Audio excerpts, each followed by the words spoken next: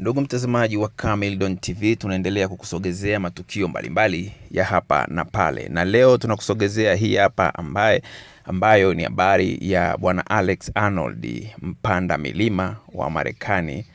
Amefanikiwa kupanda jengo lenye urefu la Taiwan bila kamba kuunganishwa au vifaa vya usalama.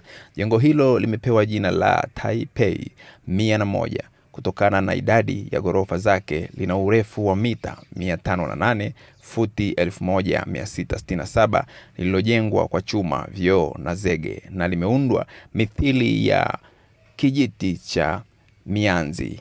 Honnold anajulikana kwa kuwa mtu maarufu na wa kwanza kuweza kupanda miamba au magorofa makubwa pasipo kutumia kamba au kitu chochote ambacho kinaweza kikamfanyia kupata usalama. Ndugu mtazamaji wa Camildon TV, usahau kusubscribe, kulike na kushare.